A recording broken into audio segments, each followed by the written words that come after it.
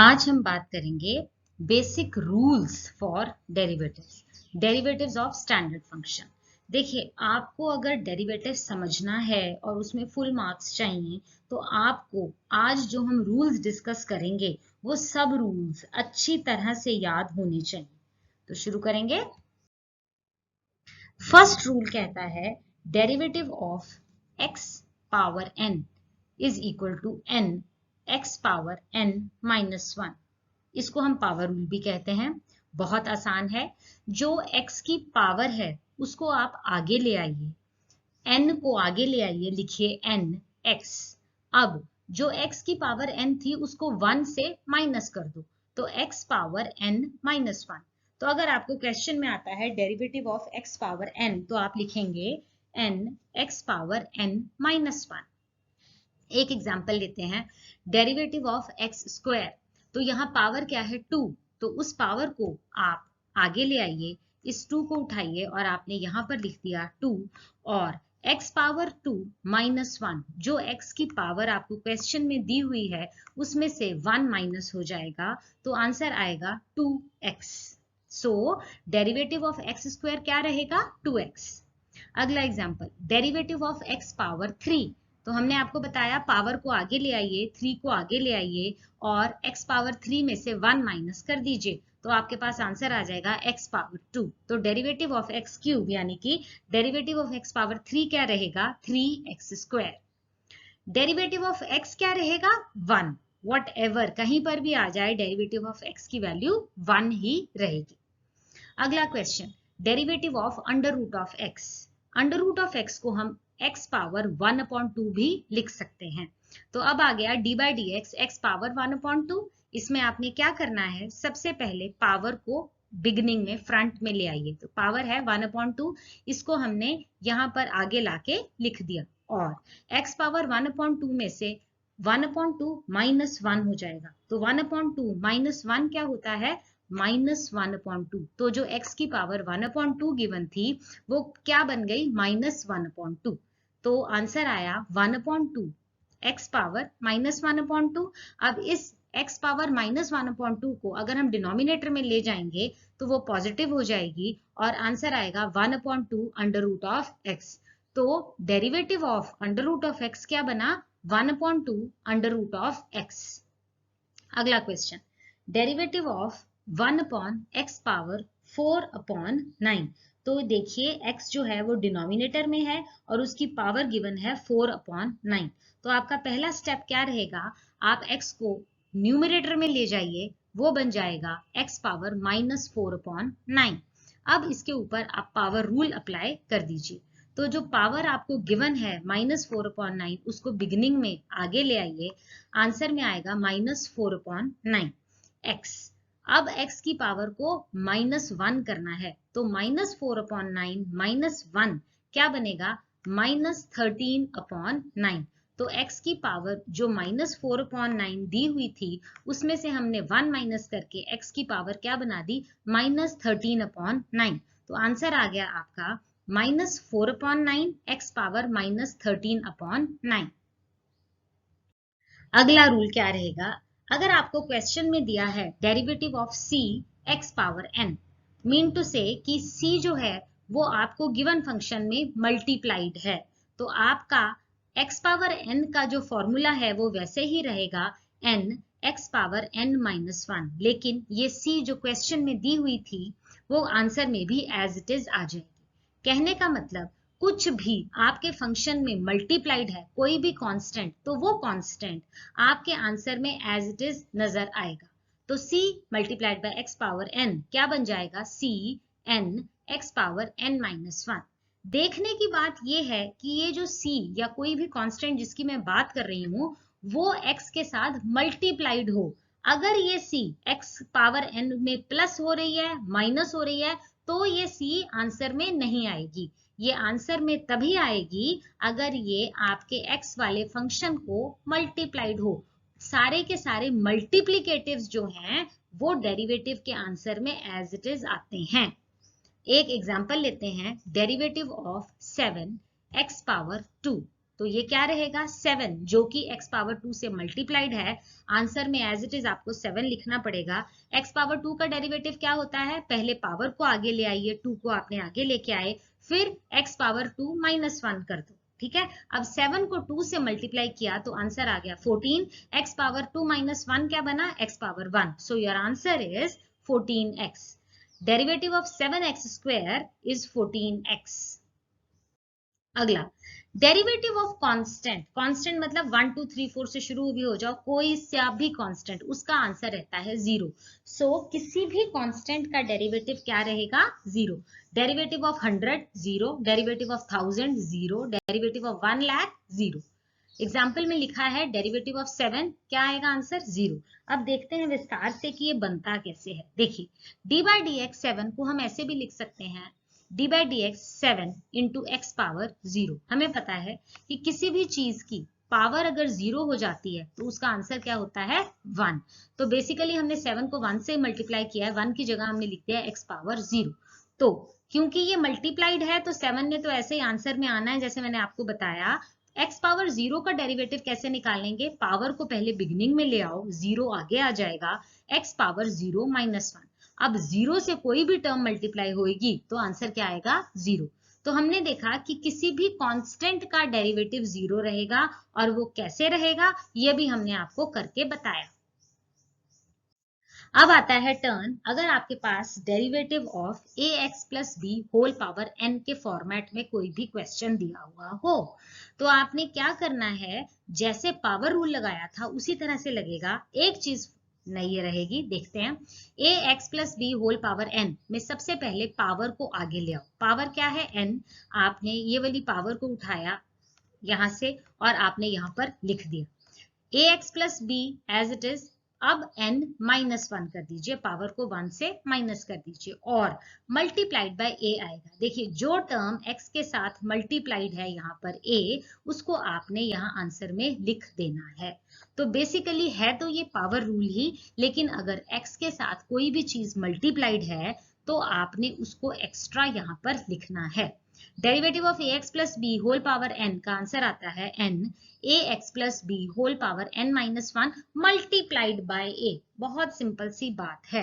एक एग्जांपल लेते हैं, derivative of 2x plus 5 whole power 4। ठीक है, तो इसमें आपने पावर रूल ही लगाना है। सबसे पहले ये जो पावर गिवन है उसको आगे ले आओ, 4 2x प्लस 5 4 माइनस 1 क्या बनेगा 3, तो पावर बन गई 3 मल्टीप्लाइड बाय। अब x किसके साथ मल्टीप्लाइड है, 2 के साथ मल्टीप्लाइड है, तो इस 2 को यहाँ पर मल्टीप्लाई कर दीजिए। आपका आंसर बना 4 2x plus 5 whole power 3 multiplied by 2। अब 4 और 2 को आपस में मल्टीप्लाई कर दो, आंसर आया 8 multiplied by 2x plus 5 whole power 3। बहुत सिंपल बात है। अगले क्वेश्चन की तरफ बढ़ते हैं। Derivative of 2x plus 5 whole power minus 3 upon 7। Power rule लगाते हुए माइनस 3 अपॉन 7 जो पावर है उसको आगे ले आओ, minus 3 upon 7 2x plus 5। Power क्या थी, माइनस 3 अपॉन 7 से माइनस 1 करना है, तो माइनस 3 अपॉन 7 माइनस 1 क्या बनेगा, माइनस 10 अपॉन 7। क्लियर। अब जिसके साथ x मल्टीप्लाइड है उस नंबर को आपने यहाँ पर आंसर में लिखना है। तो x मल्टीप्लाइड है 2 के साथ, तो आपने 2 को यहाँ पर लिख दिया। तो फॉर्मेट बना minus 3 upon 7 2x plus 5 whole power minus 10 upon 7 multiplied by 2। अब माइनस 3 अपॉन 7 को 2 से मल्टीप्लाई कर दो, आंसर आएगा minus 6 upon 7 2x plus 5 whole power minus 10 upon 7। Next question है, derivative of log of x to the base a। ध्यान देने वाली बात यह है कि यहाँ पर आपको बेस a गिवन रहेगा। जब आपको log of x to the base a आएगा तो फॉर्मूला रहेगा 1 upon x log of e to the base a।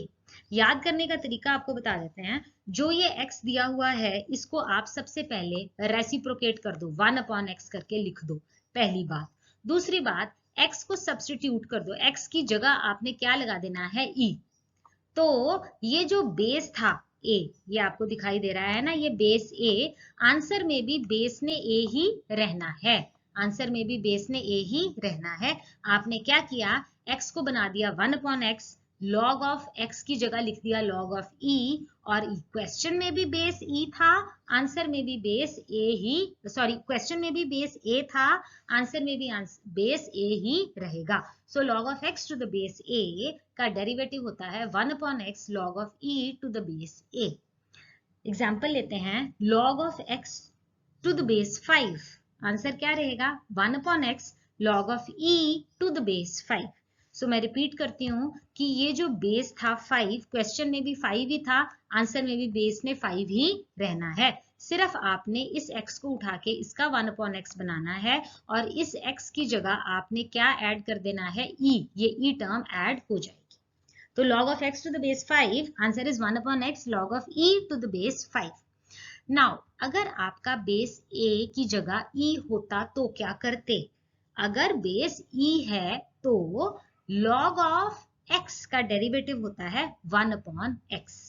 देखिए ऐसे क्वेश्चंस में अगर आपको बेस में कुछ नहीं दिया यहाँ पर, तो अंडरस्टूड होता है कि बेस e होती है। अगर तो आपको बेस मेंशन्ड है, जैसा कि इस वाले क्वेश्चन में आपको बेस मेंशन्ड था a, तो समझ में आ गया। अगर बेस में कुछ नहीं दिया तो बेस क्या माना जाएगा e।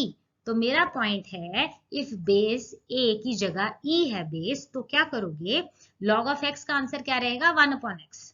होता क्या है 1/x into log of e to the base e।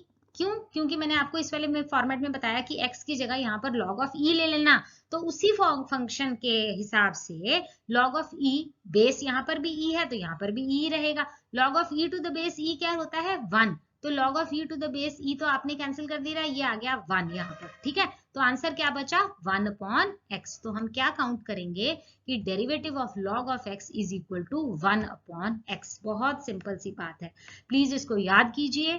log of x का डेरिवेटिव होता है 1/x। नाउ नेक्स्ट फॉर्मेट क्या कहता है, derivative of a power x। ये जो फॉर्मूला है ये पिछली स्लाइड के फॉर्मूले से डिफरेंट है। log of a power x is equal to a power x as it is multiplied by log of a। कुछ नहीं करना, a पावर x को एज इट इज लिख देना है, multiplied by log of a। Example लेते हैं, derivative of 3 power x क्या रहेगा, 3 power x as it is multiplied by log of 3। Very simple. अब एक ट्विस्ट एग्जांपल लेते हैं, अगर आपके पास क्वेश्चन है derivative of a power mx, ठीक है, तो आप इसको रिफ्रेम करके ऐसे लिख सकते हैं, derivative of a power m bracket में बाहर x, क्योंकि a पावर mx को a power m bracketed power x भी लिखा जाता है। अब आपका ये जो क्वेश्चन है ये इसी वाले फॉर्मेट में आ गया, a पावर x का derivative a power x as it is multiplied by log of a, तो a power mx as it is multiplied by log of a power m। ठीक है ना, यहाँ पर a था तो तुमने log ऑफ a ले लिया, यहाँ a पावर m है तो तुम क्या लोगे log of a power m। ठीक है, अब ये log of a to the power m can be written as m log of a। तो आंसर क्या आया, a power mx as it is multiplied by m log of a। चलिए अब derivative of e power x क्या रहता है, derivative of e power x is equal to e power x। बहुत simple साधारण सी बात है, e पावर x को एज इट इज आंसर आ जाएगा e पावर x। अगर e पावर x से कुछ मल्टीप्लाइड है तो जो मल्टीप्लिकेटिव है यानी कि जो मल्टीप्लाई किया जा रहा है वो आंसर में एज इट इज लिख देना है, जैसा कि इस एग्जांपल में बताया गया है। Derivative of 7 e power x क्या रहेगा, 7 e पावर x। एक चीज बहुत इंपॉर्टेंट मैं बोलना चाहूंगी कि ये 7 जो है ना ये e पावर x से मल्टीप्लाइड है। अगर यहाँ पर 7 प्लस e पावर x होता तो 7 ने आंसर में नहीं आना, 7 ने आंसर में सिर्फ तब आना है जब वो e पावर x के साथ मल्टीप्लाइड है। ओके, तो derivative of 7 e power x क्या हुआ, 7 e पावर x। नाउ ये जो 6 फॉर्मूलाज आपके स्क्रीन के ऊपर हैं इनको आपको बहुत ज्यादा अच्छे से याद करना है। डेरिवेटिव ऑफ साइन x क्या होता है, cos x। Very simple. Derivative of cos x क्या रहेगा, sine x but with the minus sine. Derivative of cos x is equal to minus sine x। देखो यहां क्या था, derivative of sine x cos x, लेकिन derivative of cos x क्या रहेगा, minus sine x। ठीक, अगला derivative of tan x is equal to sec square x। ठीक है, derivative of cosec x is equal to minus cosec x as it is multiplied by cot x। तो ये जो minus cos x cot x। Derivative of sec x is equal to sec x as it is multiplied by tan x. Derivative of cot x is equal to minus cosec square x. ये वाले 6 formulas they are very important. आपको हम याद करने की एक technique भी बताते हैं और मैं ये सलाह देती हूँ कि आप एक दिन में 2 फॉर्मूले याद करो इनके. ये जो 6 फॉर्मूलेज आपकी स्क्रीन पे हैं, एक दिन ये 2 याद करो, अगले दिन उन 2 को रिपीट करो, नए 2 याद करो, फिर दूसरे दिन पिछले 4 को रिपीट करो और 2 नए याद करो. देखो इस वाले स्लाइड में जब भी डेरिवेटिव c से शुरू होता है तो आंसर नेगेटिव में आता है. हमने आपको बताया derivative of cos x is equal to minus sine x. देखिए cos c से शुरू होता है. डेरिवेटिव ऑफ cosec x ये भी c से शुरू होता है तो आंसर माइनस में आ रहा है. डेरिवेटिव ऑफ cot x ये भी c से शुरू हो रहा है, आंसर इसका भी माइनस में आ रहा है. ठीक है, तो आज का आर्टिकल हमारा आज यही खत्म होता है. आई रिपीट कि आपको ये फॉर्मूले सारे टिप्स पे होने चाहिए. लर्न देम नाइसली, तभी आप डेरिवेटिव्स में अच्छा स्कोर कर पाओगे. आपको कोई डाउट हो आज के आर्टिकल से रिलेटेड तो प्लीज आप कमेंट सेक्शन में पूछ सकते हैं. Please like and subscribe to my channel. Thank you for watching. Stay safe, stay blessed.